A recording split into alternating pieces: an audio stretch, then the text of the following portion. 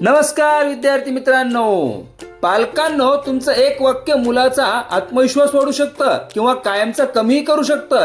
हे 5 वाक्य शक्यतो टाळा. नंबर 1, तुझ्याकडून काहीही होणार नाही.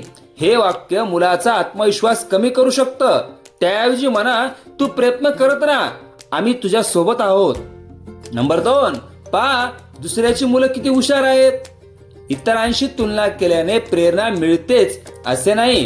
प्रत्येक मुलाची क्षमता आणि शिकण्याचा वेग वेगळा असू शकतो. नंबर 3, तुला काहीच समजत नाही असं म्हणण्याऐवजी विचारा, कोणता भाग कठीण वाटतो, आपण मिळून समजून घेऊ. नंबर 4, फक्त गुण महत्वाचे आहेत. गुण महत्वाचे असतात, पण त्याहून महत्वाचा असतो शिकण्याचा प्रवास, मेहनत आणि चांगल्या सवयी. नंबर 5, चूक केलीस म्हणजे संपलं.